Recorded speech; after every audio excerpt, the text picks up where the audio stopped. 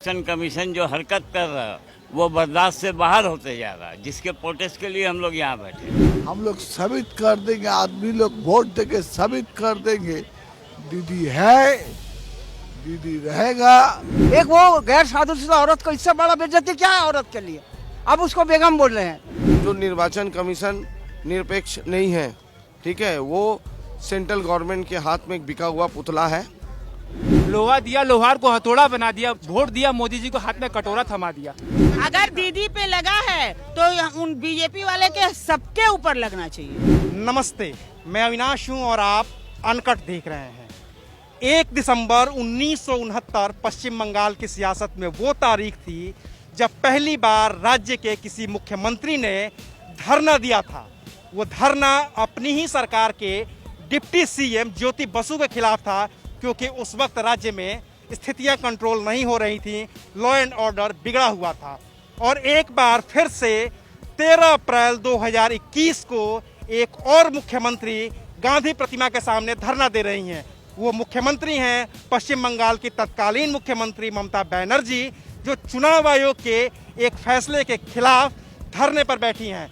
मुख्य चुनाव आयुक्त सुनील अरोड़ा ने ममता बनर्जी के एक बयान पर उनके चुनाव प्रचार पर 24 घंटे की रोक लगा रखी है। वो रोक 13 अप्रैल की रात 8 बजे खत्म हो रही है।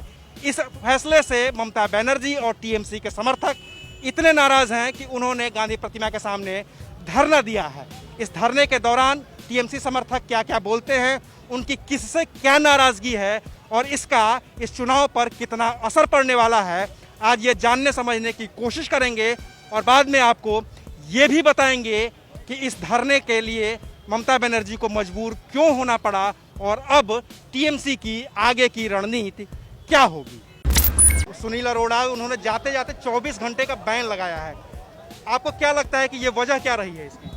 इसमें तो वजन मतलब वजह है इसलिए कि ये जो 8 आदमी का जो जिंदगी चले गए, एक बाद भी कह रहे हैं कि ये 8 आदमी का है, 16 आदमी को, 4 आदमी का है, 16 आदमी को मारने से भी प्राइज मिलना चाहिए। दिलीप घोष के बयान की बात कर रहे हैं। ऑब्वियसली आज सबसे बड़ी बात है कि जो मिलिट्री लोग का लेफ्ट फीस ये सबसे पहली बात यह कि मिलिट्री लोग किसी को जान से मारने का नहीं है। इन्होंने ऑर्डर कौन दिया है? भारत का संविधान के अनुसार अगर आपका कोई सस्पेंस हो, किसी को मारना हो तो उसको पैर में मारिए, उसको सीने में। और दूसरा वही पार्टी का आदमी कह रहे कि उसको प्राइज देना चाहिए। इसलिए आज हम लोग यहाँ आए हैं आगे जा करके। और तीसरी बात यह है कि जो भारत का प्रधानमंत्री या स्वराष्ट्र मंत्री का काम यही है कि ऑल इंडिया छोड़ करके यहीं पर लगातार कहना व्हाट इज दिस, ये बंगाल कौन किसका पीछे है। इसलिए आज ये हम लोग आए हैं और आगे जाकर के भी हम लोग साबित कर देंगे, आदमी लोग वोट देके साबित कर देंगे, दीदी है, दीदी रहेगा। और आगे जाकर के जो लोग खून किया है उनको भी मिलेगा दीदी। और मोदी चाह रहे हैं कि अगर मोदी अगर हट जाए तो दीदी सब छूट पाएगा मोदी, ये ख्याल रखिएगा। इसीलिए कह रहा है ना कि सादा साड़ी और सादा दाढ़ी, टू मच। ये गुस्सा का मामला नहीं है, ये मामला नीति का। नाराजगी तो ये है कि आप आइन से आइए, हम लोग नाराज नहीं होंगे। आप बेआईनी आप लोग काम कर रहे हैं। सेंट्रल गवर्नमेंट के साथ मिलकर इलेक्शन कमीशन जो हरकत कर रहा है वो बर्दाश्त से बाहर होते जा रहा है, जिसके प्रोटेस्ट के लिए हम लोग यहाँ बैठे हैं। सुनील अरोड़ा का आखिरी दिन था जिन्होंने, और ये आखिरी फैसला लिया है उन्होंने, जो मुख्य चुनाव आयुक्त हैं। क्या कहना है उस पर आप? ये आपको पता चल जाएगा। सुनील को कहीं का गवर्नर वगैरह बना के वो लोग भेज देंगे। आपने ये देखा सुप्रीम कोर्ट और सीजेआई गोगोई वो रिटायर करने का पहले जजमेंट दिया। जब तक वो कुर्सी का 6 महीना 1 साल तक बैठा था तब कोई जजमेंट नहीं दिया। इसका जजमेंट देने का वजह क्या है कि वो हटेगा, राज्यसभा का मेंबर बना दी जाएगी, इसको भी कोई ना कोई पोस्ट में दे दिया जाएगा कि भाई आप हमारे यहाँ काम कीजिए। ये पार्शलिटी हो रहा। आप इलेक्शन कमीशन है, आपका रूल रेगुलेशन में हमने 63 प्रोटेस्ट किया, ऑब्जेक्शन किया कि ये गलत है। अब आप बताइए, एक औरत को बेगम बोल रहा है, जो शादीशुदा को बेगम बोला जाता है। एक वो गैर शादीशुदा औरत को इससे बड़ा बेइज्जती क्या है औरत के लिए? अब उसको बेगम बोल रहे हैं। और उनको आप जो शीतल कुची चारों तरफ बना देंगे, ये कोई इलेक्शन का इसका कोई एक्शन लेने का कोई ये नहीं है। कोई बोलता है 4 रहे 8 को मार दो, ये क्या हो रहा है यहाँ पर? हम लोग खामोश से देख रहे हैं कि इलेक्शन में क्या कर रहा है, उसका वो लोग के अगेंस्ट में कोई एक्शन नहीं। और दीदी जरा से मुसलमान को जरा से ये किया कि इकट्ठा हुई है तो इसमें ये हो गया। अरे जो जालिम है, जो वायलेंस कराता है, वायलेंस सरकारी वायलेंस हो रहा है, ये गुंडा का वायलेंस नहीं है, ये सरकारी वायलेंस है।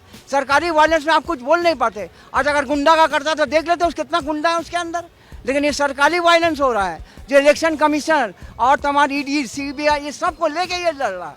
एक 5 फुट 2 इंच की औरत और उसके खिलाफ सारा हिंदुस्तान, ये कहाँ का ये है? एक प्राइम मिनिस्टर जो इतना बार जो दिल्ली पैसेंजिंग कर, ये रिकॉर्ड ऑल टाइम रिकॉर्ड है। आज तो कोई प्राइम मिनिस्टर इस तरह से नहीं किया।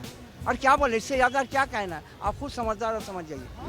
हर बंगाल लोग देख रहा है, हर इंडिया देख रहा है।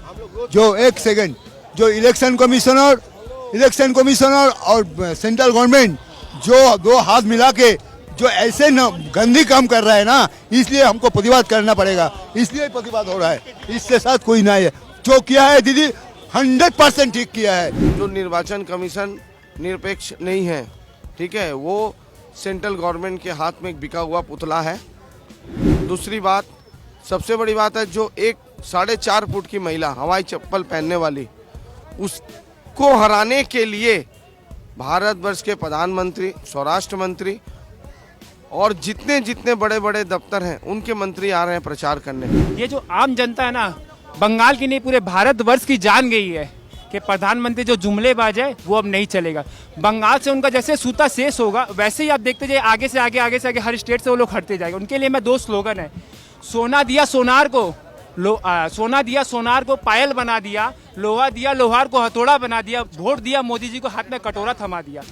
इससे शर्मनाक बात हो ही नहीं सकता कुछ कि चीफ मिनिस्टर को बोला जाए कि आप बोल नहीं सकते। उनका बोलने का अधिकार तो इस हमारे भारतवर्ष में किसी का नहीं छीना गया है। लेकिन एक चीज बताए, तो क्या आप ये चाहते हैं कि मतलब जैसे दीदी पे बैन लगा है, ऐसे ही दिलीप घोष पे और जितने भी लोग हैं जो ऐसे बैन लगना ही नहीं चाहिए था, किसी पे नहीं लगना अगर चाहिए था। दीदी पे लगा है तो उन बीजेपी वाले के सबके ऊपर लगना चाहिए। सबके में किसको जोड़े हैं सबको क्या? हम बोल रहे हैं। जो आज मोदी टोन लेके बोल रहे हैं, प्रधानमंत्री है देश के, वो भी एक टोन लेके बोल रहे हैं।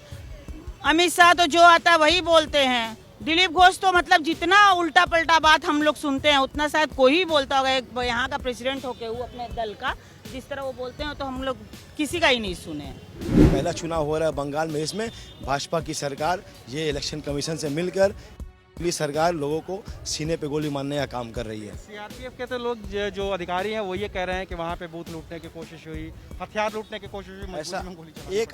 एक आम नागरिक कोई तो एक आम नागरिक, एक मजदूर कभी भी तो वो बूथ लूटेगा नहीं।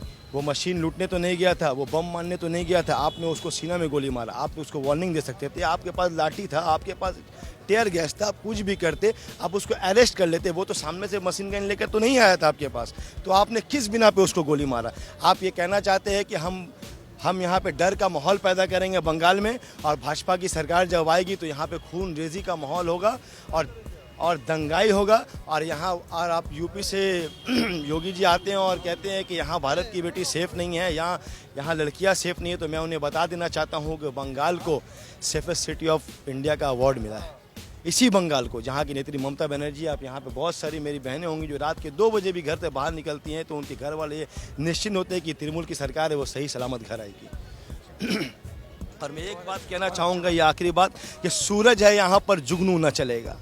सूरज है यहाँ पर जुगनू न चलेगा, तू जितना भी सर पटक ले मगर तू न चलेगा।